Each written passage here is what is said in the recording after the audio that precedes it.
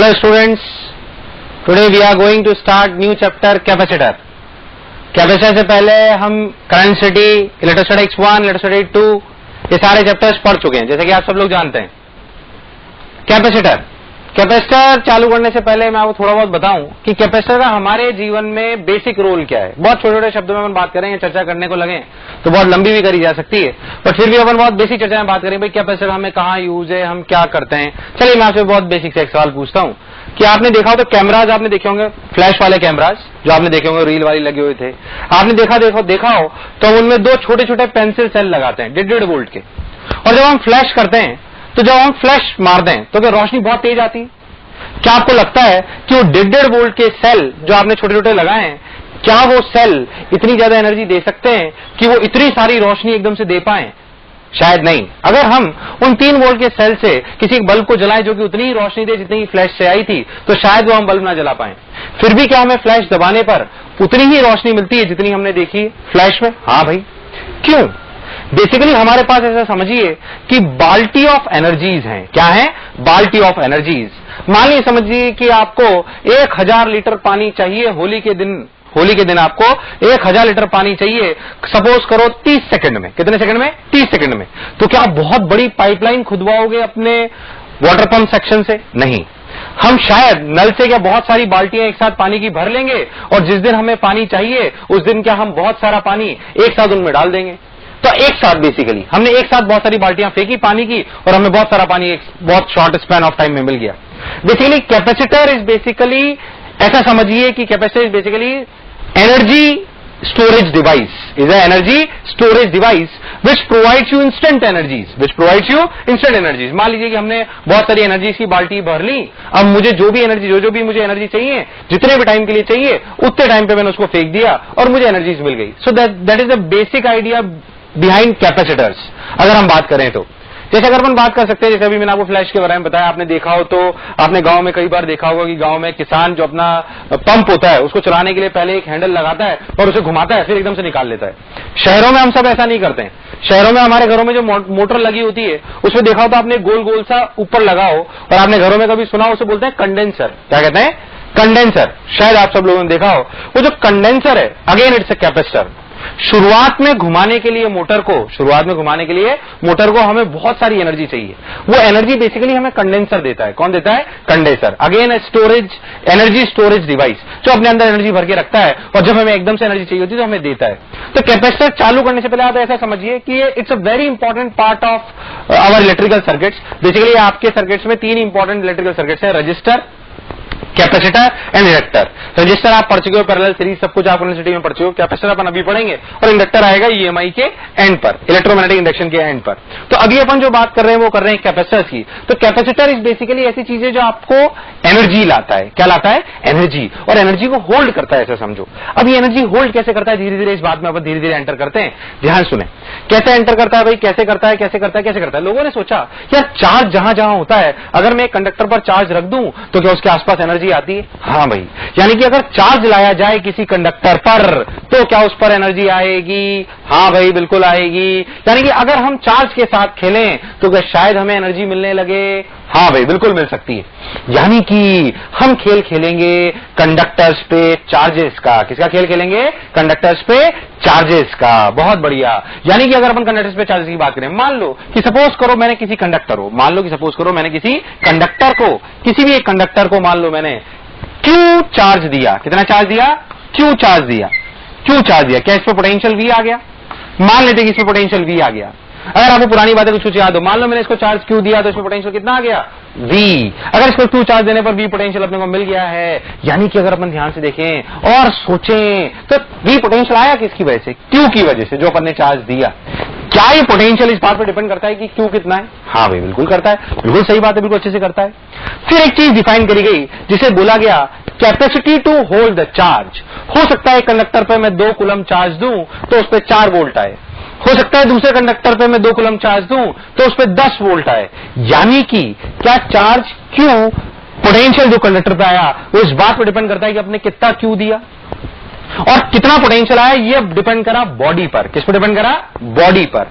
यानी कि अपन एक चीज डिफाइन करी जिसे बोला गया सी, जिसे अपन बाद में बोल रहे हैं, अभी अपन बोल रहे हैं कैपेसिटेंस ऑफ द सिस्टम। क्या बोल रहे हैं? Capacitance of the system. Capacitance of the system is basically capacity to hold the charge, capacity to hold the charge per unit voltage, to hold the charge per unit voltage। मतलब अगर अपन बहुत basic सी बात करें तो अपन ने जो capacitance को बोला वो बोला गया C बराबर Q बाय V, C बराबर Q बाय V। Q की यूनिट कूलम, V की यूनिट वोल्ट। इसकी शॉर्ट फॉर्म जो लिखी जाती है उसे कहते हैं फैरेड। क्या कहते हैं? फैरेड। कैपेसिटेंस की यूनिट है फैरेड। जैसे कि आप समझ रहे हैं Q by V, coulomb per volt. Coulomb per volt. Coulomb per volt का मतलब, अगर अपन बात करें कूलम पर वोल्ट के बारे में अपन बात कर रहे हैं, कूलम पर वोल्ट से आप अपन क्या समझे? सिंपल सी बात कि अगर मान लो मैंने बोला कि किसी भी सिस्टम की कैपेसिटेंस 10 फैरेड है। कितनी है? 10 फैरेड है। इसका मतलब कि अगर मैं उसको 10 कूलम चार्ज दूंगा तो उसका 1 वोल्ट बढ़ेगा। कितना बढ़ेगा? 1 वोल्ट। अगर मैं उसको 10 कूलम चार्ज दूंगा तो उसका कितना पोटेंशियल बढ़ेगा? 1 वोल्ट। अच्छा, इसका मतलब उसी कंडक्टर को अगर मैं 20 कूलम दूं तो कितना बढ़ेगा? 2 वोल्ट। बहुत बढ़िया। यानी कि अपन ध्यान से देखें तो capacitance of the system will provide you knowledge about the charge per unit voltage. इतना चार्ज दिया इतना वोल्टेज मिलेगा, इतना चार्ज दिया इतना वोल्टेज मिलेगा। अच्छा, अब खास बात क्या है, क्यों से डिफाइन कर रहे हैं, कैसे अपन बात कर रहे हैं? जैसे मैं आपको पुरानी कहानी पे ले जाऊं, अगर आप सब लोग जानते हो तो अपन पढ़ चुके हैं R बराबर V बाय आई। R बराबर V बाय आई। R क्या है? रेजिस्टेंस। V क्या है? Potential difference. I क्या है? करंट। यानी कि अगर अपन ध्यान देखें तो R बराबर V बाय आई, यानी कि क्या R V पे डिपेंड करता है? क्या R V पे डिपेंड करता है? सोचिए, पक्का सोच लीजिए, क्या R V पे डिपेंड करता है? नहीं, R V पे डिपेंड नहीं करता। R I पे भी डिपेंड नहीं करता। पर क्या इन दोनों का रेशियो कांस्टेंट रहता है? R जो हमारा रेजिस्टेंस था क्या तो रो L बाई A था? यानी कि हमारा R V और I पे डिपेंड नहीं करता, वो डिपेंड करता है रो पे, L पे, A पे। मतलब it depends on material and dimensions. In the same way हमने बोला कैपेसिटेंस बराबर Q बाई V, हमने बोला कैपेसिटेंस बराबर Q बाई V। कैपेसिटेंस बराबर Q बाई V में क्या कैपेसिटेंस Q पे डिपेंड करता है? ना। क्या कैपेसिटेंस V पे डिपेंड करता है? ना। It entirely depends on the conductor, और we can say arrangement of the system, और we can say arrangement of the system, और we can say arrangement of the system and dimensions of the system. क्या मेरी बात यहां तक clear है? जैसे R डिपेंड नहीं करता V और I पे, वैसे कैपेसिटेंस भी Q और V पे डिपेंड नहीं करता। वो सिर्फ और सिर्फ डिपेंड करता है arrangement of the system and dimensions of the system. क्या यहां तक बात क्लियर है? चलिए इसे उतार लीजिए, अपनी अपनी स्क्रीन को पॉज करिए, इसे उतारिए, और अब जो मैं लिखा रहा हूं उसको लिखिए। ये उतारने के बाद लिखिए, डिक्टेट करिए। Capacitance of the system, capacitance of the system depends on arrangement of the system and dimensions of the system. Arrangement of the system and dimensions of the system. Second point लिखिए, capacitance does not depend on, capacitance does not depend on, capacitance does not depend on charge Q and voltage V, charge Q and voltage V।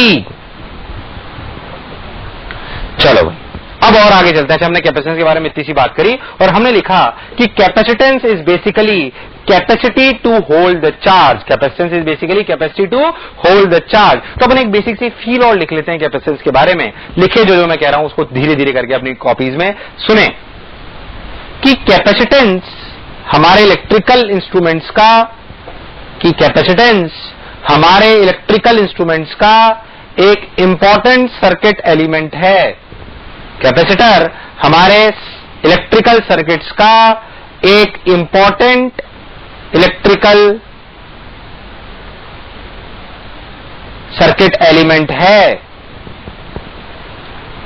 Next line में लिखें, next line में लिखें, अगर हम field की बात करें, अगर हम फील्ड की बात करें तो capacitors provides us instantaneous energies. Capacitors provides us instantaneous energies. चलो भाई, अपन और बातें करते हैं और अपने को क्या क्या पढ़ना है, कैसे कैसे पढ़ना है, और छोटी छोटी चीजों के अपन बात करते हैं कि स्फीयर्स कैसे डिफाइन करे जाते हैं, कैसे और चीजों की कैपेसिटेंस डिफाइन करी जाती है। सबसे पहले अपन पढ़ते हैं, लिखें capacitance of a sphere. Capacitance of a sphere, देखें इधर, capacitance of a sphere. Capacitance of a sphere क्या कहती है, देखिए ध्यान से। कैपेसिटेंस ऑफ ए स्फीयर क्या कहता है, ध्यान से देखें इधर। कैपेसिटेंस ऑफ ए स्फीयर कि मान लीजिए आपका एक स्फीयर है आर रेडियस का। कितने रेडियस का? आर रेडियस का। अगर मैं इसको क्यू पोटेंशियल, क्यू चार्ज दूं तो इसमें कितना पोटेंशियल आएगा? याद करो पुरानी बात, कंडक्टर पे पढ़ाई गई है। किसी भी कंडक्टर को अगर क्यू चार्ज दिया जाए, स्फीयर वाले कंडक्टर को, और उसका पोटेंशियल पूछा जाए तो क्या अपना पोटेंशियल होगा के क्यू बाय आर। कितना होगा? के क्यू बाय आर। अरे मैं कैपेसिटेंस की डेफिनेशन से जानता हूं कि capacitance of the system is basically Q by V. बताओ इसमें वी कितना है? अपना वी है के क्यू बाय आर। कितना है? के क्यू बाय आर। यानी कि अपन लिखा सी बराबर क्यू बाय वी, यानी कि अपन लिखा क्यू बाय के क्यू बाय आर। आर इधर ऊपर मल्टीप्लाई कर लिया, क्यू ने क्यू को मार दिया, आगे क्या बचा? के को क्या लिख सकते हैं? 1/4 पाई एप्सिलॉन नॉट। क्या लिख सकते हैं? 1/4 पाई एप्सिलॉन नॉट। यानी कि क्या लिखा गया इसकी value? 4 pi epsilon naught R. क्या लिखा गया? 4 पाई एप्सिलॉन नॉट आर। अच्छा, ये अपनी कैपेसिटेंस ऑफ द सिस्टम आई। अगर आप बहुत ध्यान से देखें, मैंने बोला था कि कैपेसिटेंस क्यू और वी पे डिपेंड नहीं करता। ध्यान से देखो तो फॉर्मूला क्या है? 4 pi epsilon naught R. 4 pi epsilon naught R, यानी कि ये भी फॉर्मूला क्यू और वी पे डिपेंड नहीं करता। ये फॉर्मूला भी क्यू और वी पे डिपेंड नहीं करता। अच्छा भाई, बहुत बढ़िया। यानी कि ये सिर्फ 4 पाई एप्सिलॉन नॉट आर पे डिपेंड करता है। किस पे डिपेंड करता है? 4 पाई एप्सिलॉन नॉट आर। क्या R is the dimension of the sphere? बहुत बढ़िया। It only depends on dimensions. It only depends on dimensions. अच्छा, हम क्यों एनर्जी चर्चा इसके साथ साथ करने लगते हैं? अगर आपको स्फीयर्स के बारे में पुरानी बातें याद हो तो आप जानते हो कि जब भी आप स्फीयर पढ़ते थे तो अपन ने बोला था कि स्फीयर्स की जो एनर्जी होती है, जिसको चार्ज क्यू दिया जाए, वो इलेक्ट्रिक फील्ड की फॉर्म में होती है। वो इलेक्ट्रिक फील्ड की एनर्जी इस प्रकार होती है, देखिए ये इस प्रकार एनर्जी। याद करो, ये एनर्जी हुआ करती थी के क्यू स्क्वायर बाय 2r, और ये एनर्जी बिखरी हुई है आर से लेकर इन्फिनिटी तक। आर से लेकर इन्फिनिटी तक, आर से लेकर इन्फिनिटी तक ये एनर्जी बिखरी हुई है, के Q square bye 2r, are से लेकर इन्फिनिटी तक। जब इस एनर्जी की चर्चा करी गई, जब इस कैपेसिटर की चर्चा करी गई, तो सबने बोला कि हाँ भाई यार, ये कैपेसिटर काम का तो है, ये capacitance to hold the charge भी है। पर जब इस पर रियलिटी में एनालिसिस करा गया तो इसके दो ड्रॉबैक सामने आए। क्या दो ड्रॉबैक सामने आए? अगर आप इसे ध्यान से देखें, 4 पाई एप्सिलॉन नॉट आर, मैं कहूं आर बराबर 1 मीटर ले लो। अब इमेजिन करिए आर बराबर 1 मीटर, इमेजिन करिए आर बराबर 1 मीटर।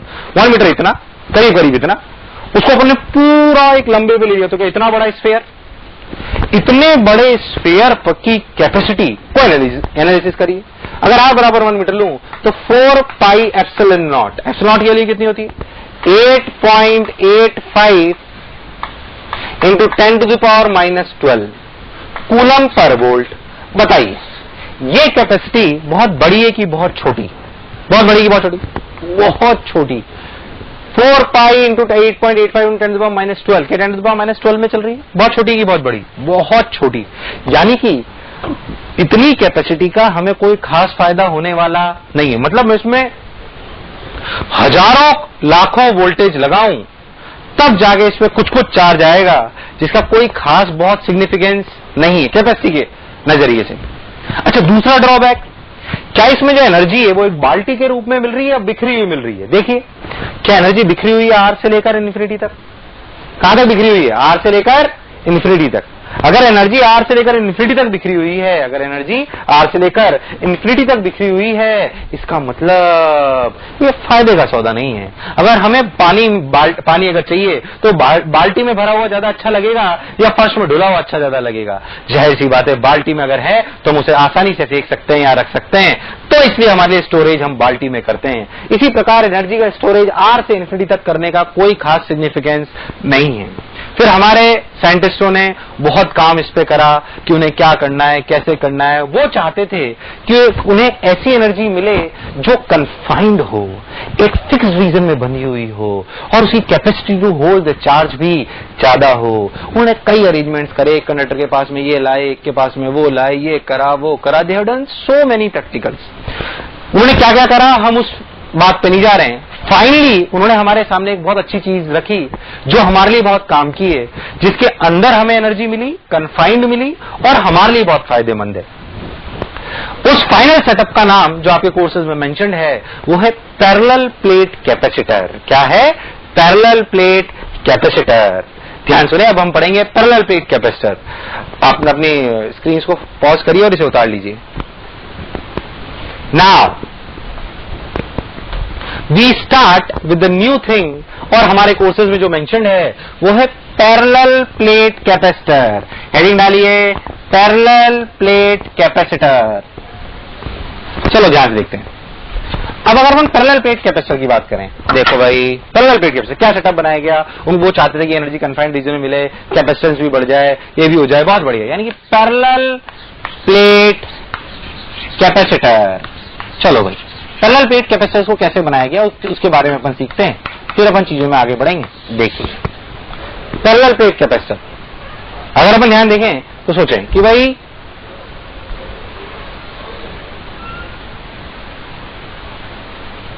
पैरेलल प्लेट कैपेसिटर पुरानी बात है। क्या अपन इनफाइनाइट शीट वगैरह के बारे में पढ़ा था अपन ने? हाँ भाई पढ़ा था। पैरेलल प्लेट कैपेसिटर, एक प्लेट ये लो, एक प्लेट ये लो, मैंने दो प्लेट लिए। क्या मैं इन प्लेट्स को इनफाइनाइट शीट मान सकता हूं? आपको याद हो क्या इनफाइनाइट शीट होने के लिए इनफाइनाइट होना जरूरी है? नहीं। क्या मेरा हाथ भी इनफाइनाइट हो सकता है? बिल्कुल हो सकता है। My hand can also act as a infinite sheet if suppose we will take a distance from the sheet very less as compare to the area और we can say dimensions of my hand. तो हम जानते हैं कि infinite sheet लेने का तरीका यह भी हो सकता है कि जो आपका प्लेट हो उसके पास में बहुत पॉइंट हो। तो हमने दो प्लेट्स ली जिनको हम इनफाइनाइट शीट की तरह ट्रीट करेंगे। दो प्लेट ली, मान लो कि एक पे हमने चार्ज लिया प्लस क्यू और एक पे हमने चार्ज लिया माइनस क्यू। मान लेते हैं कि हमने एक पे चार्ज लिया प्लस क्यू माइनस क्यू। जैसा कि हम कंडक्टर्स के एंड में पढ़ के आ चुके हैं कि अगर दो प्लेट्स को दो चार्ज दिया जाए plus Q and minus Q, plus Q and minus Q, तो इन दोनों प्लेट्स के टोटल चार्ज का आधा आउटसाइड सरफेसेस पे आता है। कहां पे आता है? आउटसाइड सरफेसेस पे। आउटसाइड सरफेसेस का मतलब इधर इधर सरफेस पे। इस पे प्लस क्यू, इस पे माइनस क्यू, टोटल मिला कितना हो गया? जीरो। कितना हो गया? जीरो। मतलब यहां चार्ज आया जीरो, यहां चार्ज आया जीरो, यहां पे कितना आया? प्लस क्यू, यहां पे कितना आया? Minus Q. क्या इस प्लस क्यू पे मैं सिग्मा मान सकता हूं? यहां पे माइनस सिग्मा, मतलब इस वाली प्लेट पर चार्जेस हैं प्लस प्लस प्लस और इस वाली प्लेट पे हैं minus minus minus minus minus. कोई दिक्कत वाली बात नहीं। चलो भाई माइनस माइनस माइनस चार्जेस है।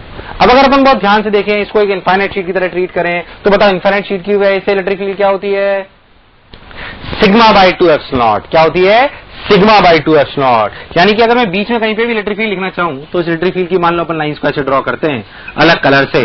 देखिए अपन ने ऐसे लाइंस ड्रॉ करी, ध्यान से देखें तो ये एक इनफाइनाइट शीट, ये एक इनफाइनाइट शीट। मतलब इस वाली पॉजिटिव प्लेट की वजह से इलेक्ट्रिक फील्ड इधर, माइनस वाली की वजह से भी इधर। जुड़ी की घटी? जुड़ी घटी? जुड़ी। बहुत बढ़िया। यानी कि अपन ने बोला sigma by epsilon not, sigma by 2 epsilon not इसकी वजह से, सिग्मा बाई 2 एप्सिलॉन नॉट इसकी वजह से। बहुत सुंदर। अच्छा, अब अगर हम आउटसाइड पॉइंट पे किसी इलेक्ट्रिक फील्ड की चर्चा करें तो इस माइनस वाले की वजह से इधर की तरफ सिग्मा बाय 2 एप्सिलॉन नॉट और इसकी वजह से सिग्मा बाय 2 एप्सिलॉन नॉट। बहुत बढ़िया।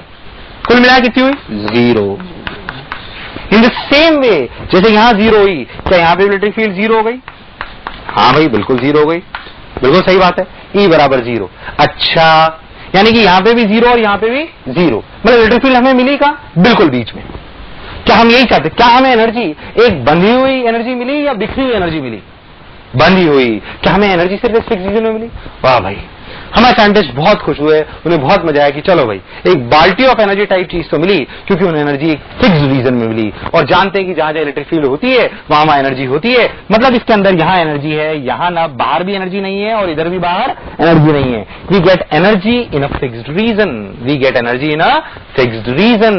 Now second question comes to our mind कि भाई ये सिस्टम हमने बनाया, ये अकेला कंडक्टर तो नहीं है, इसमें तो दो कंडक्टर हैं, one is this plate and one is this plate. तो इस सिस्टम की कैपेसिटेंस हम कैसे लिखें? कैपेसिटेंस तो हमने डिफाइन करी थी, कैपेसिटेंस तो हमने डिफाइन करी थी Q बाय V। कैसे डिफाइन करी थी? Q by V। क्या यहां पे मेरे पास दो कंडक्टर आ गए? हाँ भाई, अब इस Q बाई V में नया कैसे सोचें?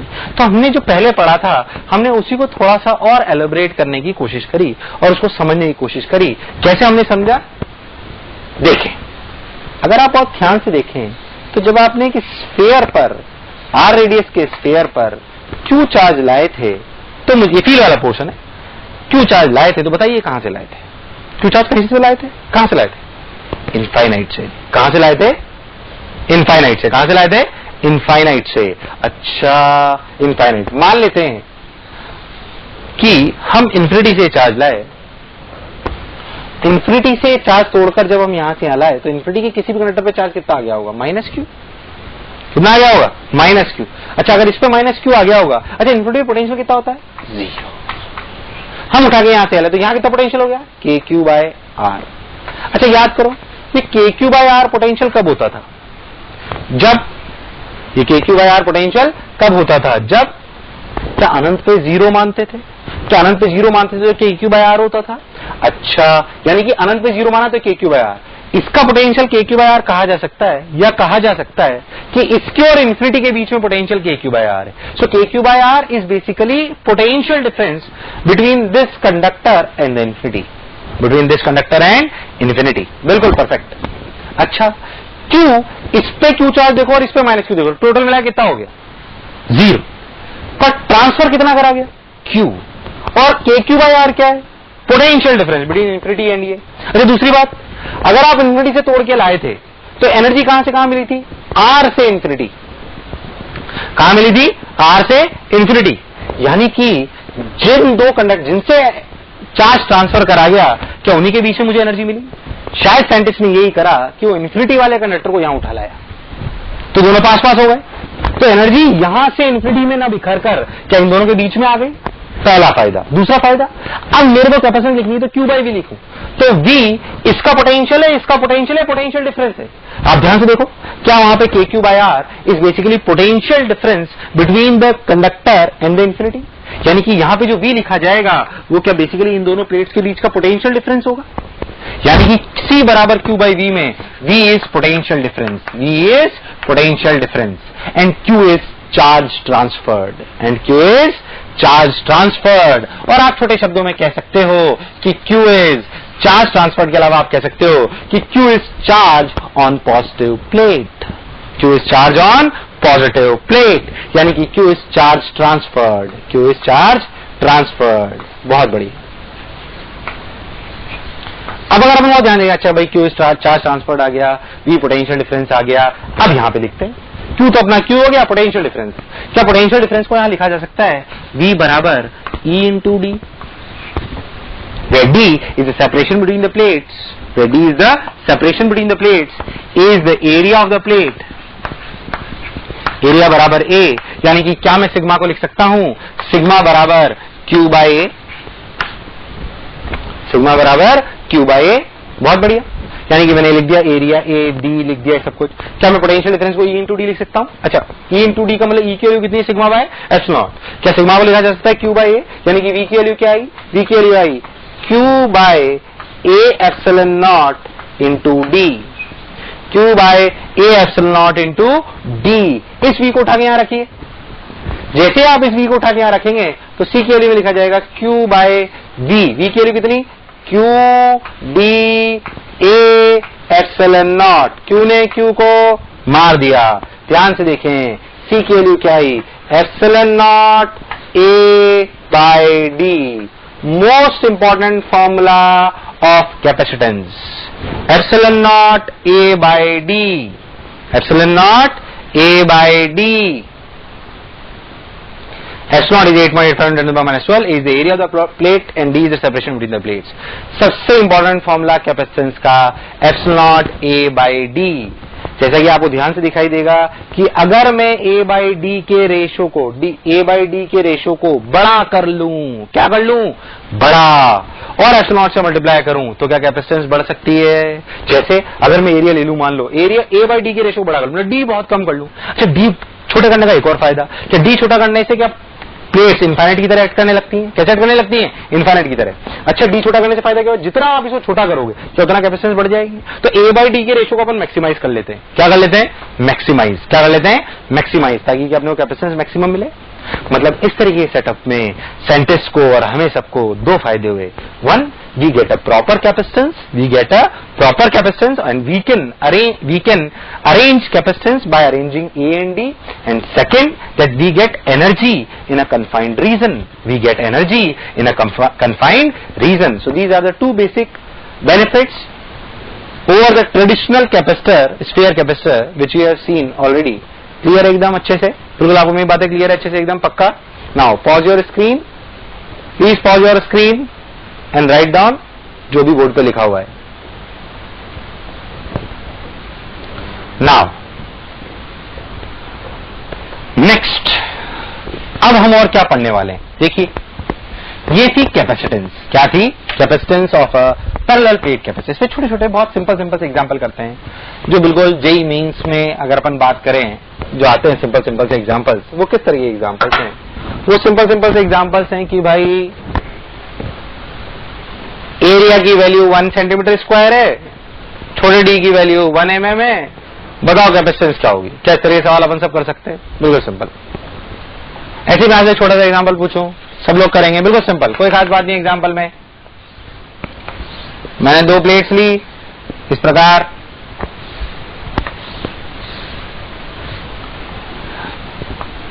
ये दूरी है C,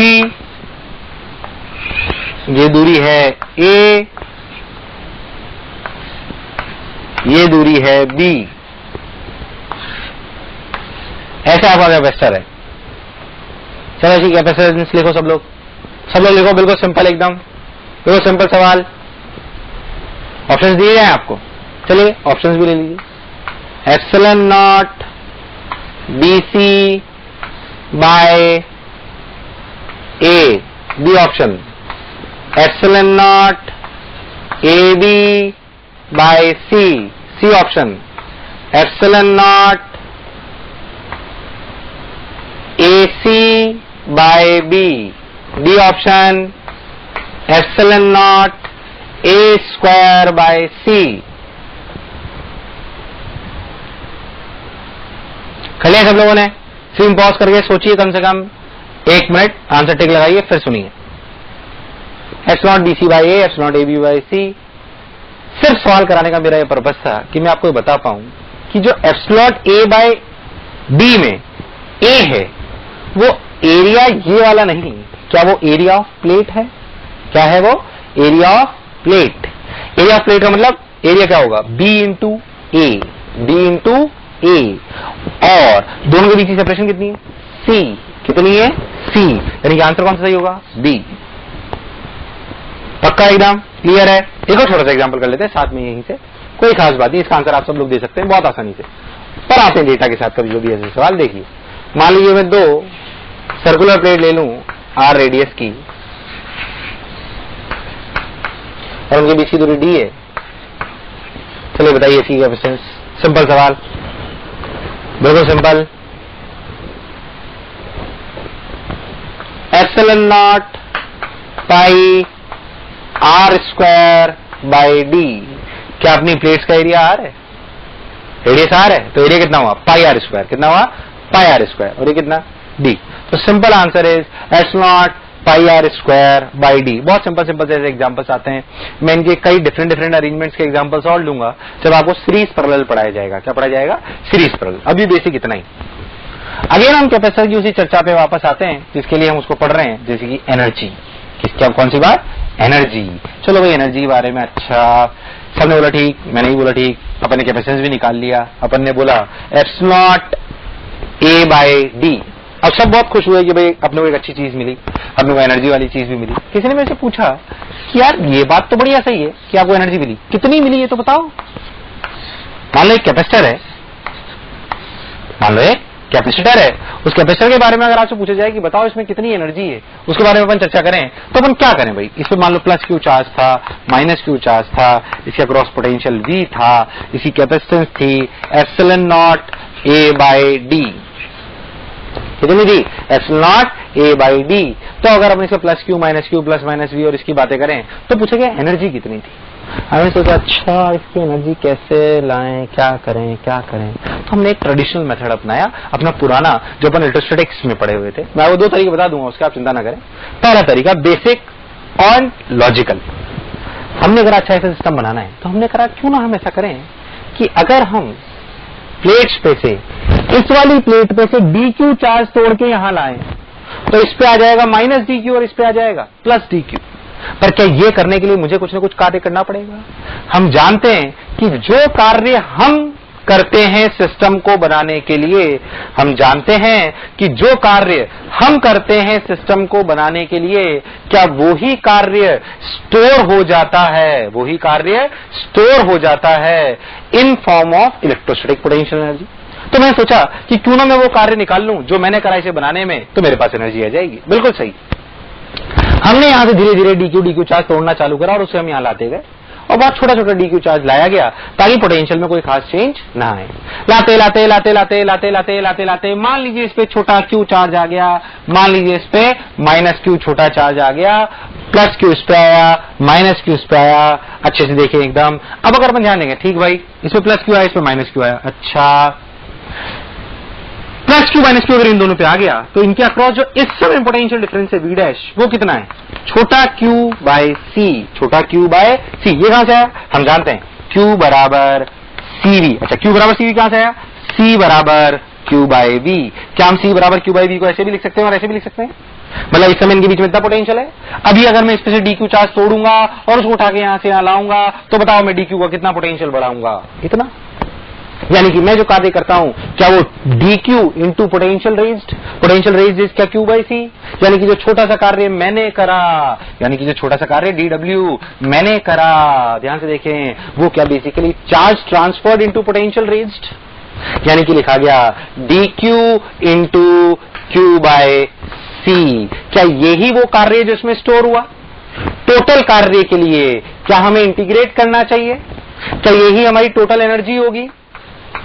क्या Q का इंटीग्रेशन Q स्क्वायर बाय 2 है और इंटीग्रेशन क्या हमें 0 से लेकर बड़े Q तक जाना चाहिए, कहां तक जाना चाहिए, बड़े छोटे 0 से लेकर बड़े Q तक। यानी कि अपन ने लिखा Q स्क्वायर बाय 2C, कितना Q square by 2C। Q square by 2C the total energy stored in the capacitor in form of electrostatic energy, in form of electrostatic energy. और वी कैन से जो भी energy आपको capacitor के अंदर मिलती है क्या वो इलेक्ट्रिक फील्ड की फॉर्म में मिलती है, किस फॉर्म में मिलती है, इलेक्ट्रिक फील्ड की फॉर्म में। बहुत बढ़िया। यानी कि आया Q स्क्वायर बाय 2C, कितना आया Q स्क्वायर बाय 2C। अच्छा क्या मैं इसको और भी फॉर्मेट्स में लिख सकता हूं, हाँ बिल्कुल लिख सकता हूं। कैसे देखिए, क्या मैं Q को लिख सकता हूं CV, देखिए हाँ, जब मैं लिखूंगा C स्क्वायर V स्क्वायर, क्या C ने C को मार दिया, क्या बचा हाफ CV स्क्वायर। क्या मैं एक Q को CV लिखूं और एक को वैसे ही रहने दूं। अगर मैं एक Q को CV लिखूं तो एक C ने C को मार दिया तो बचा क्या QV बाय 2। मतलब क्या 3 तरीके से एनर्जी को लिखा जा सकता है, डिपेंड करता है कि आपको सवाल में क्या गिवन है। अगर आपको Q और C गिवन है तो आप फॉर्मूला लगाएंगे Q स्क्वायर बाय 2C। अगर आपको C और V गिवन है तो आप फॉर्मूला लगाएंगे हाफ CV स्क्वायर। और अगर आपको Q और V गिवन है तो आप क्या लिखेंगे QV by 2। So this is the energy stored in form of electric field inside the capacitor. ये एक बंधी हुई एनर्जी है। कैपेसिटेंस का फॉर्मूला है epsilon A by D। The crux of the lecture till now is कि capacitors, parallel plate capacitor की capacitance है एप्सिलॉन A बाय D। उसके अंदर जो एनर्जी स्टोर होती है वो इलेक्ट्रिक फील्ड की फॉर्म में होती है, सिर्फ अंदर होती है। और उस एनर्जी के फॉर्मूले हैं ये। क्या यहां तक पिक्चर क्लियर है। इसी एनर्जी को प्रूव करने का तरीका मैं आपको एक और बताऊंगा, सेकंड मेथड एनर्जी डेंसिटी से। किससे बताऊंगा? एनर्जी डेंसिटी से। पहले आप सब लोग उतार लें, पॉज करें अपनी स्क्रीन को और उतारें, स्क्रीन को पॉज कर लें और उतारें। अब सुने second method to prove energy. क्या है भाई second method to prove the energy? अच्छा भाई देखो क्या करा, याद करो पुरानी बातें। पुराने में लिखा गया था, अपन एक चीज पढ़ी थी, याद करो, जिसे अपन कहते हैं एनर्जी डेंसिटी। कुछ याद आ रहा है? पढ़ाया गया है अपने को इलेक्ट्रोस्टैटिक्स में एनर्जी डेंसिटी। एनर्जी डेंसिटी का क्या फॉर्मूला होता है? याद करो, half epsilon naught E square, where E is electric field and energy density is energy per unit volume. Energy per unit volume, half epsilon naught E square, E is electric field. चलो बताओ capacitor के अंदर electric field कितनी है? अभी paper ने पढ़ी थी, सिग्मा बाय एप्सिलॉन नॉट। कितनी थी? Sigma by epsilon not. मतलब कैसे लिखा जा सकता है? Half epsilon not sigma by epsilon not का होल स्क्वायर, यानी कि sigma square epsilon not square. कोई बुराई नहीं है। एक एप्सिलॉन नॉट एप्सिलॉन को मार दिया, बचा sigma square by 2 epsilon not. क्या बचा? Sigma square by 2 epsilon not. क्या सिग्मा को मैं लिख सकता हूं क्यू बाय ए? क्या लिख सकता हूं? क्यू बाय ए, यानी कि लिखा जाएगा Q square by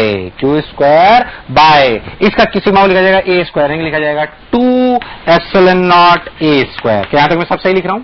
this is energy density, this is energy density. अगर मुझे एनर्जी निकालनी है तो एनर्जी डेंसिटी को किस चीज से मल्टीप्लाई करना चाहिए?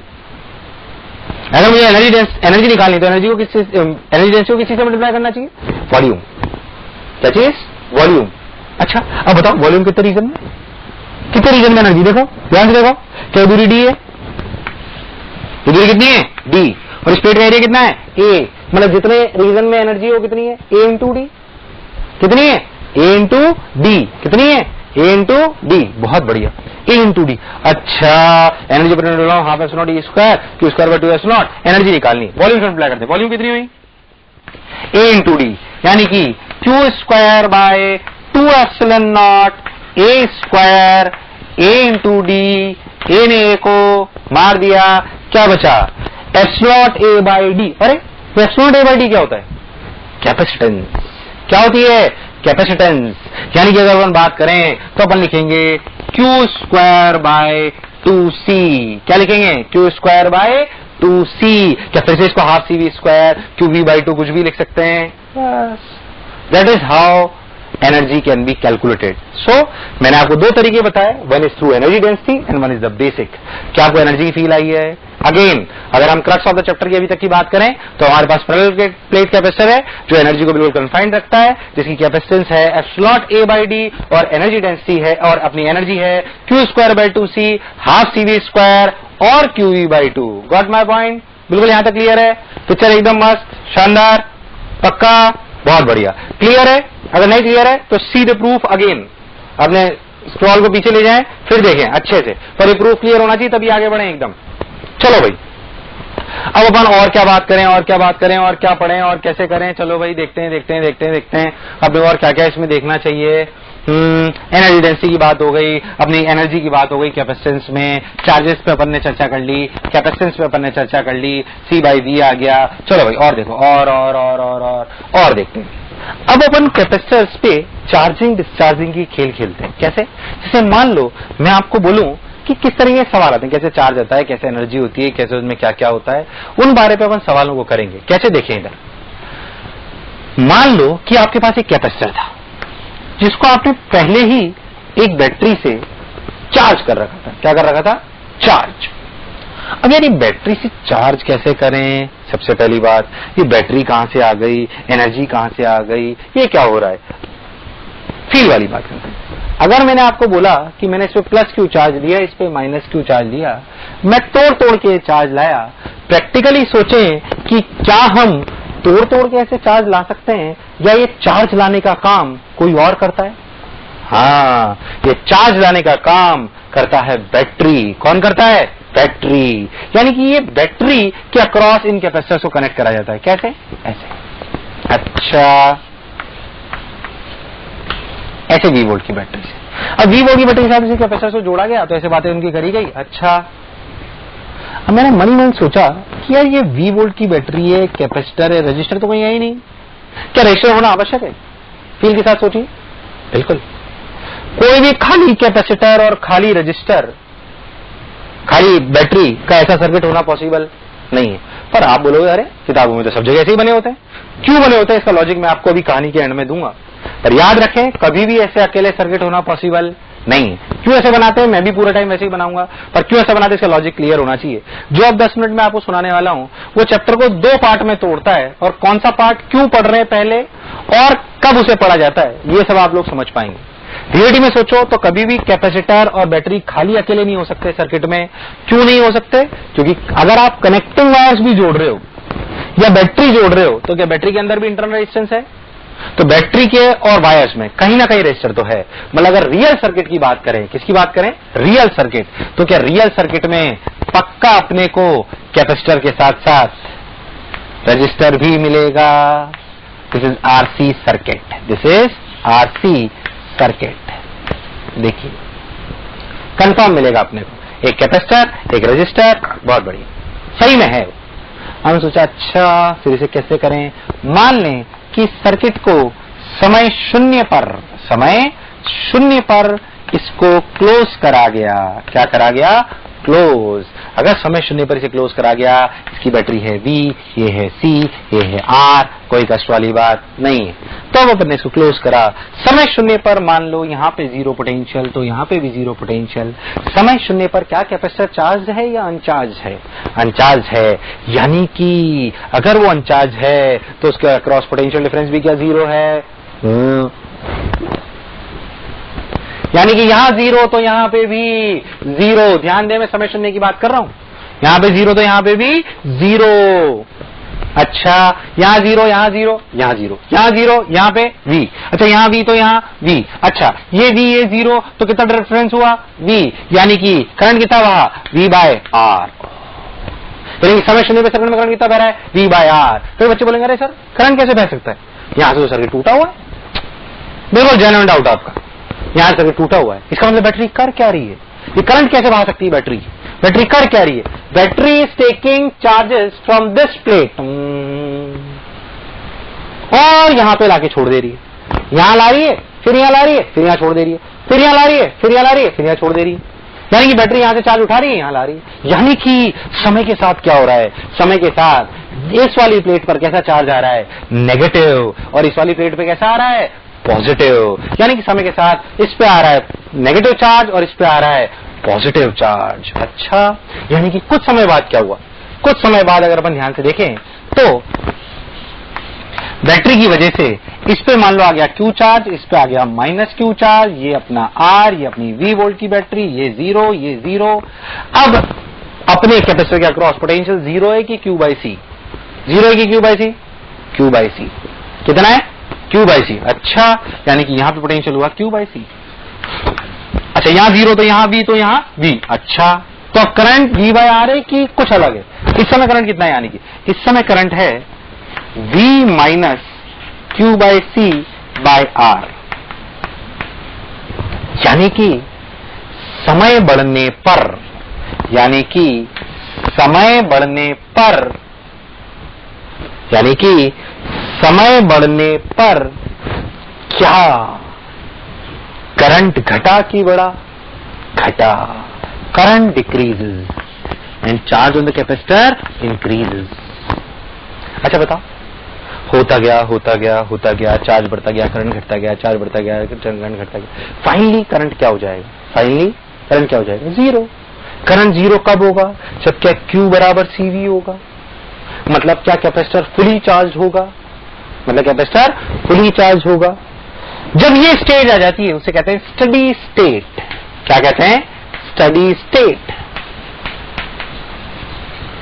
इसे कहते हैं स्टडी स्टेट। क्या कहते हैं? Steady state. स्टडी स्टेट में क्या हुआ? करंट 0 हो गया।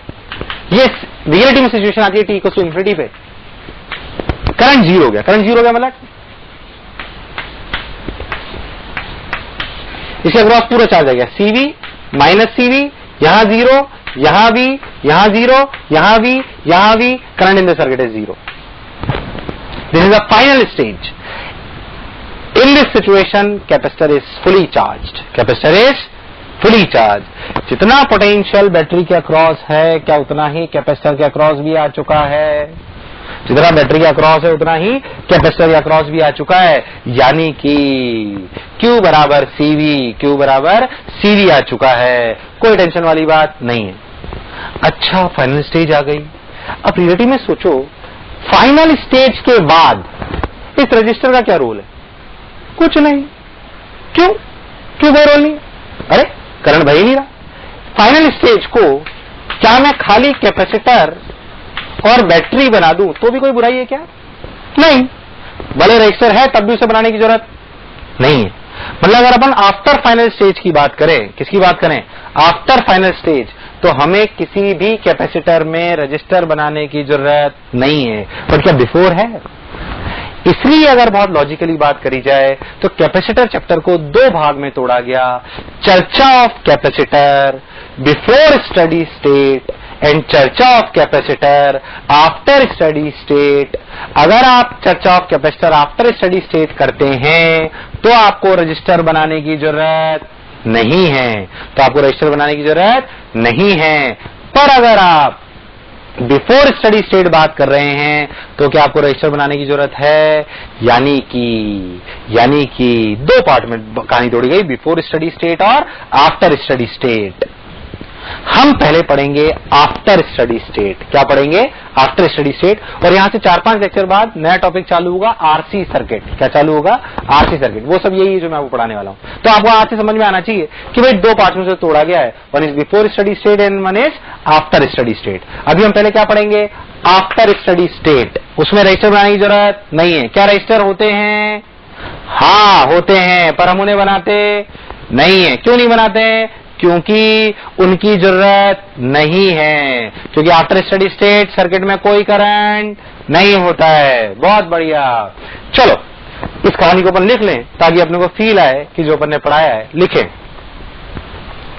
हम कैपेसिटर की चर्चा को इंग्लिश में लिखें। चलो इंग्लिश में लिखें। We can divide analysis on capacitor in two parts. One is after study state and one is before study state. लिखते रहें सब लोग। One is after study state and one is before study state.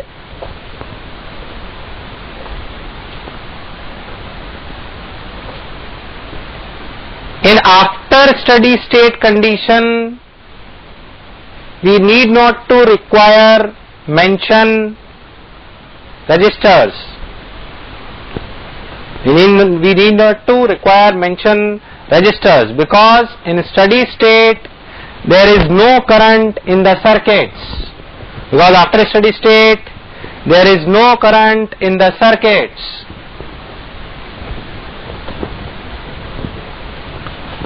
And before steady state we need to mention resistors in the circuit. We need to mention resistors in the circuit. We need to mention resistors in the circuit. In the later stage, we will take this topic on the name of RC circuit. On the name of RC circuit. चलो भाई और आगे चलते हैं। अब क्या करना है? मैंने और चर्चा करी। अच्छा यार क्या करें और इस पे थोड़ी सी और एनालिसिस हुई, कैसे उसका और एहसास हुआ कि अच्छा ये था। मैं आपको समझाता हूँ। अच्छा चलिए उससे वो सब पढ़ने से पहले आप मेरे को एक बेसिक की बात बताइए जो अपन पढ़ चुके हैं पहले, सिर्फ रिवीजन के तौर पे मैं आपसे करा रहा हूँ। मान लो आपके पास एक बैटरी है, इसका V वोल्ट, इसमें चार्ज क्यों ऐसे क्रॉस कर रहा है?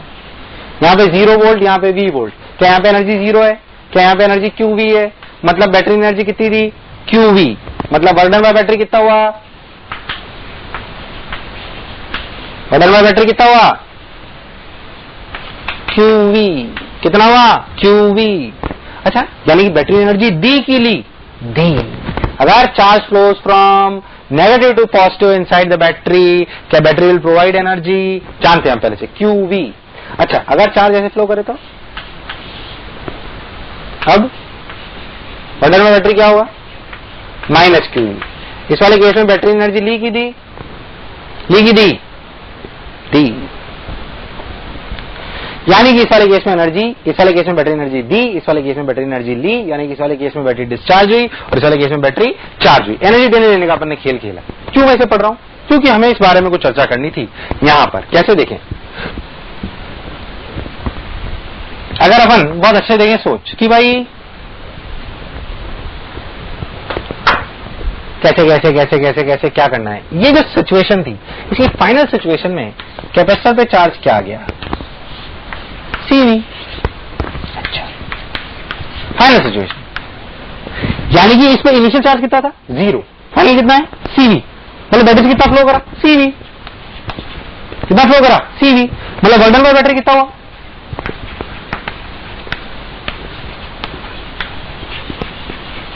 बताइए बंडल में बैटरी कितना हुआ, सीवी इंटू वी। बंडल में बैटरी होता है क्यू इंटू वी, मतलब क्या हुआ, सीवी इंटू वी, यानी कि बंडल में बैटरी कितना हुआ, सीवी स्क्वायर। अच्छा भाई, तो कैपेसिटर के अंदर एनर्जी कितनी आई, कैपेसिटर का क्रॉस पोटेंशियल कितना है, बी। कैपेसिटर कितनी है, सी, मतलब कैपेसिटर के अंदर एनर्जी कितनी आई, हाफ सी वी स्क्वायर। कितनी आई, हाफ सी वी स्क्वायर। बोलो कितनी आई, हाफ सी वी स्क्वायर। अच्छा, बैटरी कार्य कितना करा, सी वी स्क्वायर। बैटरी एनर्जी कितनी थी, सी वी स्क्वायर। इकट्ठी कितनी हुई, हाफ सी वी स्क्वायर। अरे तो हाफ सी वी स्क्वायर कहां गई, ओ क्या मैं गलती कर रहा हूं, नहीं, सोचो। मैंने बैटरी एनर्जी दी सीवी स्क्वायर, मिली कितनी, हाफ सीवी स्क्वायर। पक्की बात, तो हाफ सीवी स्क्वायर आ गई। सब लोगों ने सही सोचा रजिस्टर के अंदर। अब समझ जाए रजिस्टर का क्या रोल है। भले ही मैं इस सर्किट में रजिस्टर ना दिखाऊं, पर फिर भी क्या उसका रोल है। This half CV energy goes into heat into resistors. This half CV energy goes into heat into resistors. Got my point, बहुत जरूरी बातें समझ में आई। अपनी स्क्रीन को पॉज करें, ये सब उतार लें, अपनी स्क्रीन को पॉज करें, सब उतार लें।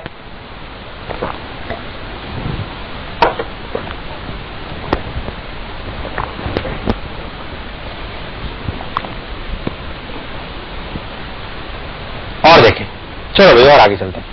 अब ये एनर्जी वाले सवाल कैसे आते हैं, हीट निकालने वाले किस प्रकार के बढ़िया बढ़िया सवाल अच्छे अच्छे हमारे कोर्सेज में आते हैं, उनको हम देखेंगे। देखते हैं कैसे भाई। चलो भाई, मान लो कि हमने एक कैपेसिटर को V वोल्ट की बैटरी से चार्ज कर लिया। कितने वोल्ट की बैटरी से, V वोल्ट की बैटरी से। तो इसमें चार्ज कितना आ गया, सीवी। इस पे कितना आ गया, माइनस सीवी। अब हमने t को 0 समय पे इसको एक दूसरी बैटरी से कनेक्ट करा जिसका पोटेंशियल 2V था। कितना था, 2V। रजिस्टर था, हम बना नहीं रहे, हम फाइनल सिचुएशंस की बात करेंगे हमेशा। t को 0 पे हुआ। अब हमसे पूछा कि फाइनली, आप पूछा फाइनल कैपेसिटर पे चार्ज क्या होगा। अब बैटरी कितना पोटेंशियल चाहती है, 2V। तो कैपेसिटर फुली चार्ज तब होगा जब कैपेसिटर का क्रॉस भी 2V आ जाएगा। मतलब फाइनल सिचुएशन में जो सिचुएशन हो जाएगी वो क्या, यहां पे चार्ज आ जाएगा 2CV, यहां पे आ जाएगा -2CV, और ये है अपना 2V वोल्ट। ये फाइनल सिचुएशन है। इनिशियल थी ये, फाइनल थी ये। पूछा गया हीट कितनी जनरेट हुई। अब मेरे वही सोचना है, इस प्लेट में पहले कितना चार्ज था, कितना था, CV। सवाल है, एग्जाम्पल लिखना है अपने को, फाइंड हीट। Find heat. सवाल एक बार फिर से सुने। आपके पास t को 0 पे कैपेसिटर है जो इनिशियली चार्ज है CV minus CV, 2V volt की बैटरी लगाई गई, t को 0 पे। ये फाइनल सिचुएशन है, फाइंड हीट। ध्यान से देखें, इस इनिशियल सिचुएशन में ये CV, ये 2CV फाइनल में। बोल चार्ज कितना फ्लो करा, CV। पहले था CV, अब कितना है, 2CV। तो फ्लो कितना करके आया होगा, CV। तो बर्डन में बैटरी क्या हुआ, 2V into CV, 2V into CV, यानी कि कितना हुआ, 2CV स्क्वायर। वर्डन आया 2CV स्क्वायर। अच्छा, 2CV स्क्वायर वर्डन आया। अच्छा, कैपेसिटर में पहले एनर्जी कितनी थी, इनिशियल, हाफ CV स्क्वायर। अब पोटेंशियल कितना है कैपेसिटर का क्रॉस, 2V। मतलब एनर्जी कितनी है, हाफ C 2V का स्क्वायर, मतलब 2CV स्क्वायर। आप सोचते हैं बैटरी ने कितना कार्य करा, 2CV²। कैपेसिटर की एनर्जी कितनी है, 2CV²। तो पहले से भी थी क्या, हाँ कितनी थी, हाँ CV²।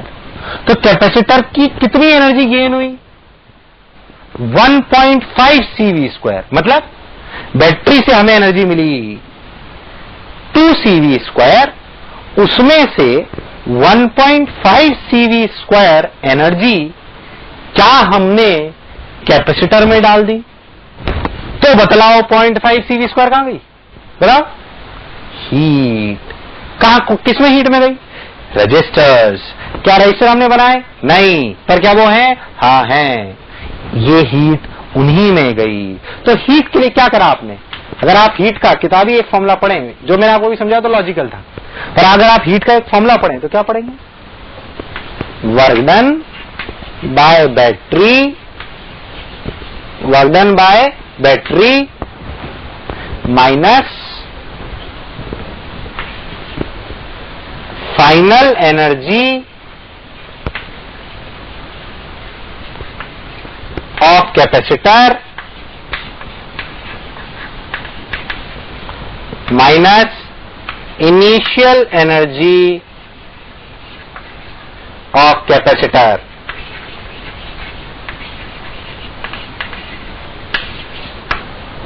देखो ये सारे सवालों करके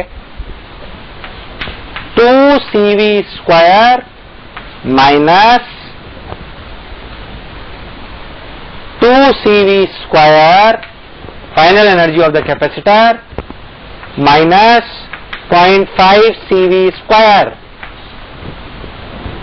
कितना आया, हाफ CV²। मतलब जो पढ़ा जो समझा बिल्कुल सही है, जो पढ़ा समझा बिल्कुल सही है, बहुत बढ़िया।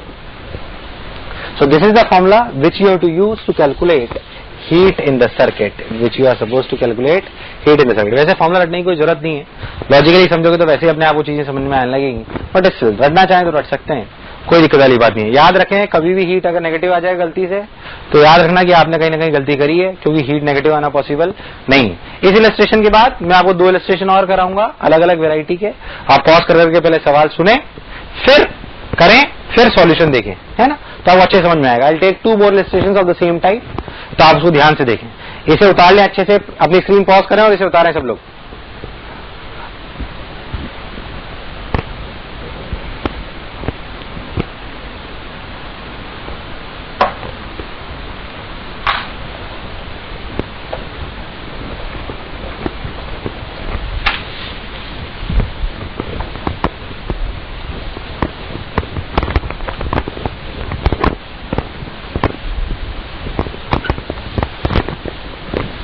चलो भाई, इसी टाइप के 2 इलस्ट्रेशन और करते हैं अच्छे से। पहले मैं आपको सवाल लिखा रहा हूं, आप लोग सवाल करके स्क्रीन पॉज कर लेंगे और सवाल को खुद करेंगे, फिर सॉल्यूशन देखेंगे, है ना।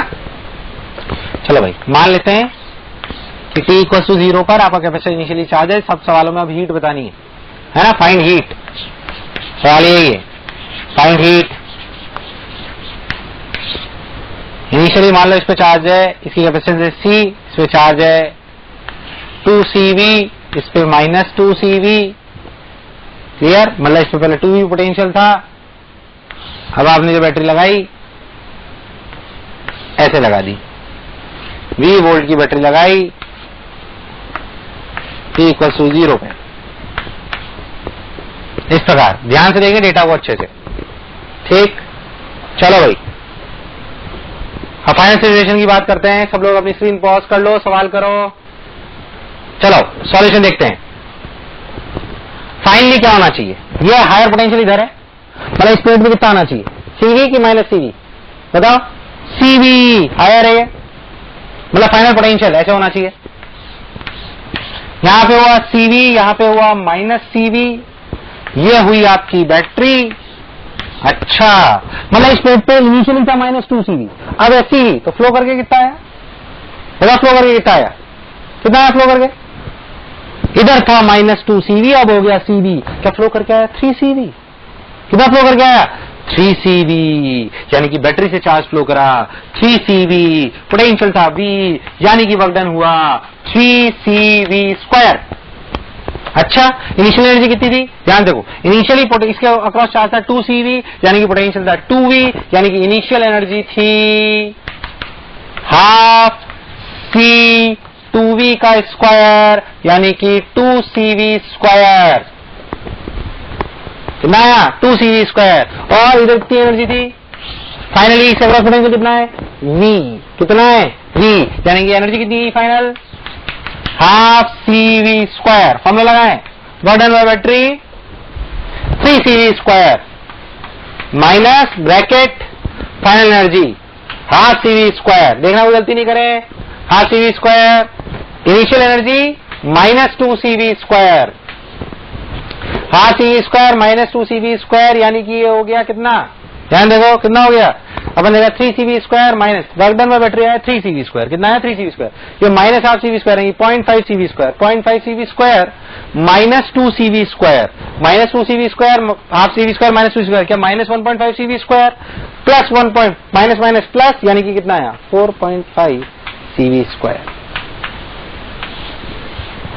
कितना आया 4.5 CV²। लॉजिकली भी सोचते हैं, बैटरी कितना कार्य करा 3CV², मतलब हमें 3CV² एनर्जी मिली, पहले इसमें एनर्जी कितनी थी 2CV², अब कितनी है हाफ CV², तो 1.5 CV² और घट गई कि बढ़ी, घटी, मतलब 1.5 CV² भी हमें मिली, यहां से कितनी मिली 3, तो कुल मिला के एनर्जी कितनी आई 4.5 CV², क्या यही लॉस हुआ है। जो हमने पढ़ा, जो फॉर्मूला लगाया वो बिल्कुल सही है, जो हमने फॉर्मूला लगाया वो बिल्कुल सही है, यानी कि आया 4.5 CV², कितना आया 4.5 CV²। बहुत बढ़िया। आइए इसे उतार लो सॉल्यूशन को, जितने मैं और अच्छे से करता हूं कि अपने को क्या करना है, ध्यान से देखें।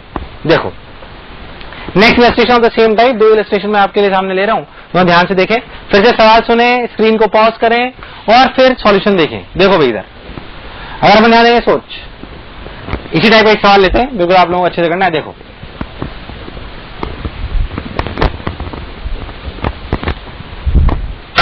देखो भाई, मान लो फिर से अपन सवाल लेते हैं कि अपने पास ये CV चार्ज है, ये माइनस CV चार्ज है, समय 0 पर बैटरी लगाई गई 3 वोल्ट की, आपसे पूछा गया क्या हीट होगी।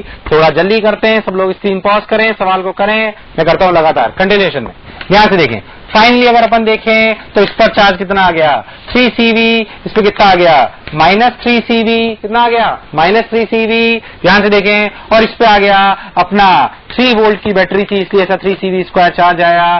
कुल मिला के इस पे पहले चार्ज था CV, अब हो गया 3CV। तेज इसलिए बोल रहा हूं क्योंकि मैं इसी टाइप के 2 इलस्ट्रेशन पहले भी करा चुका हूं। चार्ज कितना फ्लो करा 2CV, मतलब वर्क डन बाय बैटरी कितना हुआ 3V इंटू 2CV, मतलब क्या 6CV²। बहुत बढ़िया।